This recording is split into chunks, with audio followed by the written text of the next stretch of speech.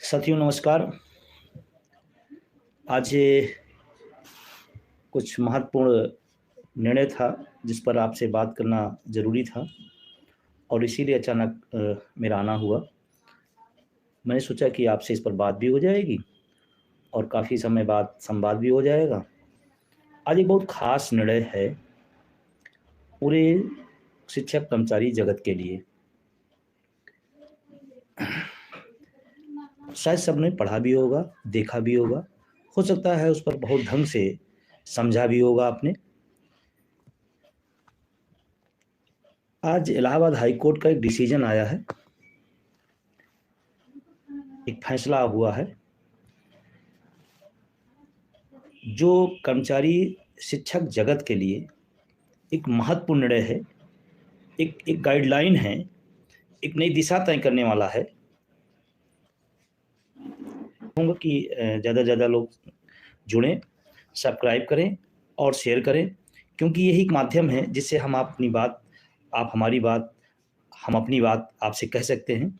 Social media का platform है, तो अगर हम इस पर भी सक्रियता से नहीं लगेंगे, अपनी बात हम नहीं पहुंचा पाएंगे, तो भी दूसरा कोई माध्यम नहीं है। ना विज्ञापन हमारे पास का रास्ता होता है, न टीवी चैनलों पर कोई आपके मुद्दों की बात होती है। तो सबसे बड़ा फैक्ट है सोशल मीडिया, और इसको मैं चाहूँगा कि सभी साथियों से कि अधिक से अधिक को आप शेयर करें, सब्सक्राइब करें और लोगों तक पहुँचाएँ। क्योंकि इस समय कोई व्यक्ति, कोई संस्था, कोई संगठन यदि आपके हक की आवाज़ उठा रहा है, तो उसको संबल देने का काम आप सबका भी है। आप सबका दायित्व बनता है और तभी वो आपके बल से वो आवाज़, वो मुखरता और आती है। तो घर बैठे जो काम कर सकते हैं उसमें कंजूसी किस बात के लिए। तो बहुत सारे साथी जुड़ चुके हैं। मैं बात करना चाहता हूँ एक बहुत महत्वपूर्ण विषय पर, जो हाई कोर्ट इलाहाबाद का डिसीजन आया है, कर्मचारियों के लिए आया है। और मैं माननीय न्यायमूर्ति प्रकाश पांड्या साहब का और बहुत बहुत शुक्रिया अदा करता हूँ। आज उन्होंने बहुत स्पष्ट बातें कही हैं, बहुत ही तार्किक बातें कही हैं। और हाँ, ये ज़रूर है कि हाई कोर्ट के निर्णयों को भी आज की दौर की सरकारें नहीं समझ पाती हैं, या नहीं उनकी बात को सुनती हैं, या नहीं करना चाहती हैं, ये उनका विषय है।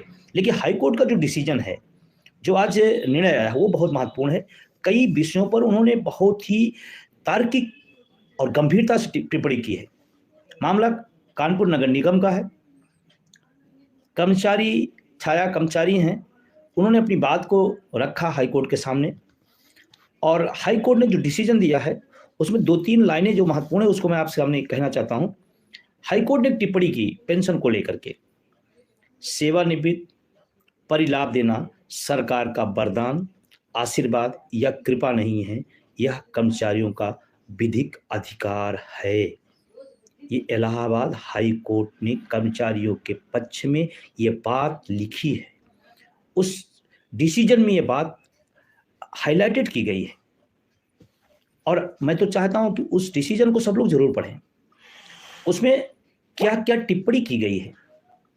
सेवानिवृत्ति परिलाभ देना सरकार का वरदान, आशीर्वाद या कृपा नहीं है, यह कर्मचारियों का विधिक अधिकार है। पेंशन, सेवानिवृत्ति के बाद मिलने वाले लाभ। दूसरी जगह है टिप्पणी सरकार ने किया, कर्मचारियों को पेंशन देना उसकी सेवा, लंबी सेवा का पुरस्कार ही नहीं है, बल्कि यह सरकार का दायित्व है। ये दायित्व है, ये हाई कोर्ट कह रहा है। तो क्या वर्तमान सरकार जो चल रही है, क्या हाई कोर्ट को भी नहीं सुनती है या सुनना नहीं चाहती है? इसी तरह से बहुत सारी टिप्पणियां हाई कोर्ट ने आज महत्वपूर्ण की है, जिसको हमको आपको जानना समझना बहुत जरूरी है। और पेंशन आंदोलन की दिशा में एक बड़ी बात है। पेंशन इनाम की प्रकृति में नहीं है, बल्कि बाध्यकारी दायित्व है। फिर से सुने, पेंशन इनाम की प्रकृति में नहीं है, बल्कि एक बाध्यकारी दायित्व है सरकार का। सेवा से निष्कासन, बर्खास्ती, पेंशन स्वीकृति होने के बाद भी उसका जारी रहना, ये महत्वपूर्ण है। ऐसे तमाम टिप्पणियां हाई कोर्ट ने आज की है और कई महत्वपूर्ण बातें उसमें उन्होंने रखा है। अगर आप इस डिसीजन को पढ़ेंगे तो आपको भी समझ में आएगा कि हम सब की जो लड़ाई है वो इनलीगल नहीं है, असंवैधानिक नहीं है, बल्कि संविधान सम्मत है, संविधान पदंत है। ये हाई कोर्ट अपनी तमाम महत्वपूर्ण टिप्पणियों में कई बार भी पिछले कहा है और फिर आज कल उन्होंने बात कही। अब मैं थोड़ा सा हाई कोर्ट के इन निर्णयों को लागू करना सरकार का काम है, संबंधित विभाग का काम है, लेकिन तमाम फैसले रखे हुए हैं।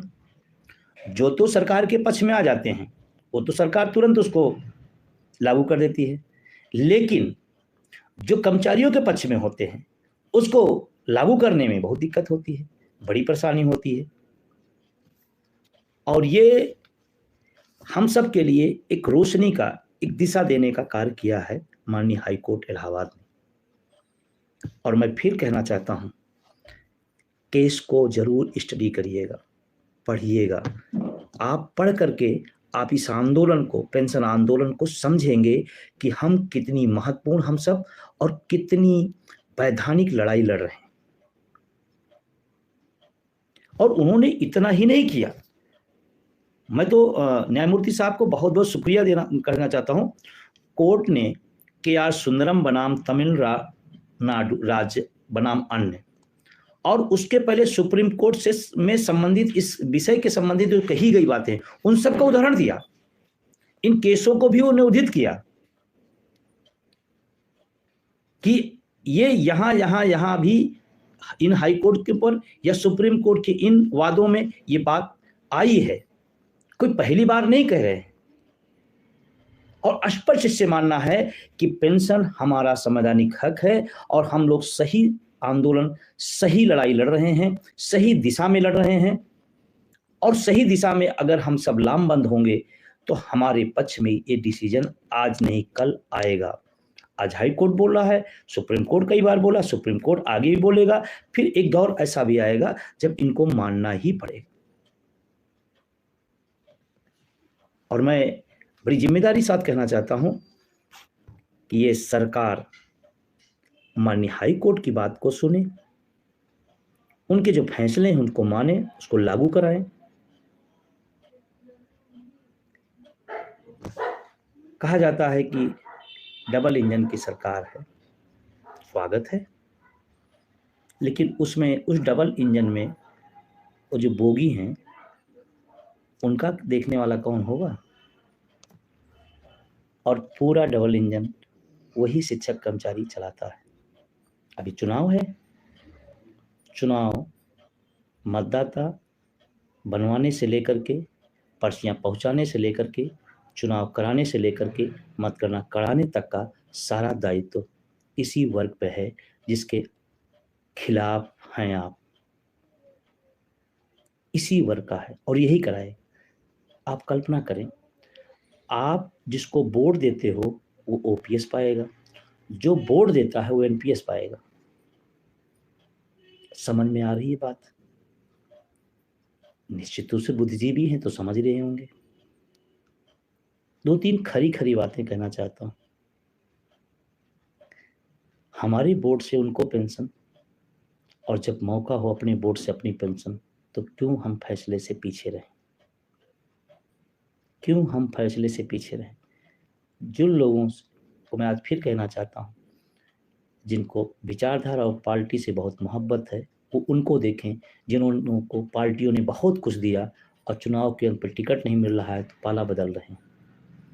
इसका मतलब बुद्धिमान कौन ज्यादा हुआ, जो अपना हित समझ रहा है या अपना अहित के बाद भी डटा है? आप कल्पना करें इस बात को कि आप बुद्धिजीवी हैं लेकिन नुकसान के बाद भी डटे हैं, वहां फायदे के बाद भी फरार हो रहे हैं लोग।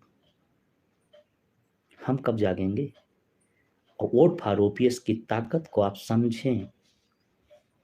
देखिए, ये हमारा राइट है, हम अपना वोट किस विषय पर किसको देना चाहते हैं ये मेरा अपना निर्णय है, ये हमारा आपका अपना निर्णय है।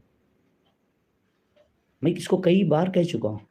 एक बेरोजगार हो सकता है रोजगार के लिए वोट करे, एक किसान हो सकता है खाद और पानी के लिए वोट करे, एक महिला अपनी सुरक्षा के लिए वोट करे, तो एक कर्मचारी अपने बुढ़ापे की सुरक्षा के लिए क्यों नहीं वोट कर सकता? और आप याद रखिएगा, मेरी बात बुरी जरूर लगेगी, अगर हम अपने मुद्दे के साथ नहीं खड़े हैं तो आप किसी से कल्पना कैसे कर सकते हैं कि आपके मुद्दे के साथ वो खड़ा हो? हम अपने मुद्दे पर अपना वोट दे नहीं सकते हैं तो सरकारों की आलोचना और ये दिखावापन किस काम का है? हम सरकार की बहुत आलोचना करें, बहुत आलोचना करें, क्या फ़ायदा है? कोई फ़ायदा है? कुछ नहीं। क्यों? जब आप अपने मुद्दे पे अपने साथ नहीं खड़े हो, तो सरकार क्यों खड़ी होगी? और मैं अपने मित्रों से भी कहना चाहता हूँ कि ये वोट फॉर ओपीएस का अभियान एनएमओपीएस सहयोगी संगठन द्वारा चलाया जा रहा, उसको बढ़ाइए।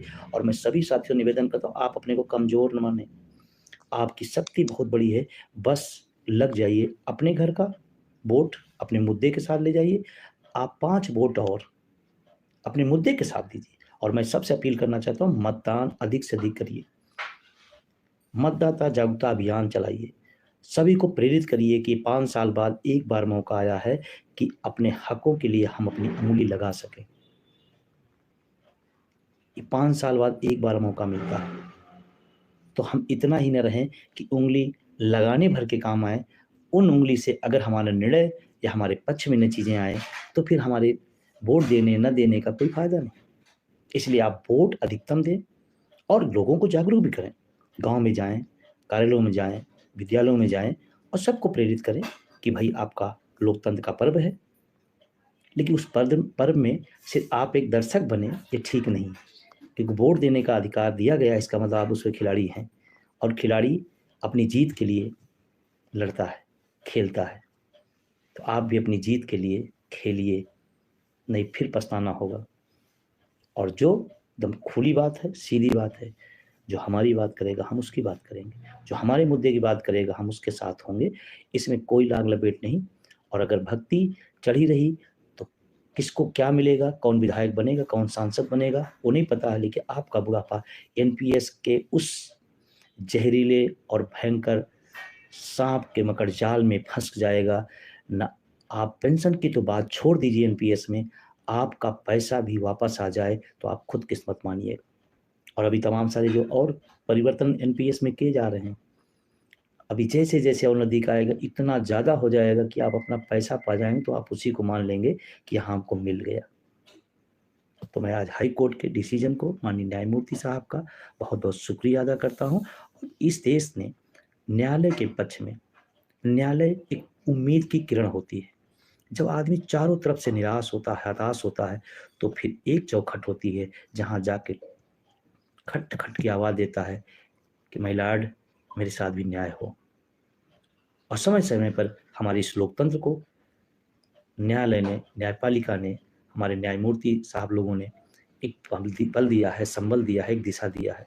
और आज इलाहाबाद हाई कोर्ट का निर्णय भी उसी दिशा में एक संबल बनेगा। तो आप सबसे मेरा निवेदन है कि आप अपने अभियान को आगे बढ़ाइए, वोट फॉर ओपीएस के अभियान को आगे बढ़ाइए। और आप ताकतवर हैं, आप मजबूत हैं, संगठित होइए, लोगों को जोड़िए, लोगों को जागरूक करिए, घर-घर जाइए, लोगों के चौखट पर पहुँचिए। कोई सांसद बनने के लिए अगर घर-घर पहुँच सकता है, कोई सांसद बनने के लिए, कोई प्रधानमंत्री बनने के लिए, कोई सत्तारूढ़ बनने के लिए अगर लोगों के चौखट पे जा सकता है, तो अपने बुढ़ापे के लिए हम क्यों नहीं जा सकते हैं? सिर्फ मूक दर्शक ना बनिए, आपके भविष्य का फैसले का वक़्त आ गया है, आप मुखरता से अपने अभियान को आगे बढ़ाइए। फिर मिलेंगे, फिर बात होगी किसी महत्वपूर्ण मुद्दे पर। देखिए आज ये महत्वपूर्ण था और मैं फिर लास्ट में एक बात फिर कह रहा हूँ, इस डिसीज़न को आप पढ़िए, उनके जो पॉइंट बोले गए हैं उनको आप ज़रूर देखें कि कितनी महत्वपूर्ण टिप्पणियाँ आई हैं अपने पक्ष में। तो पुनः सभी को बहुत-बहुत शुक्रिया, बहुत-बहुत धन्यवाद। शुभ रात्रि, आपका दिन मंगलमय हो।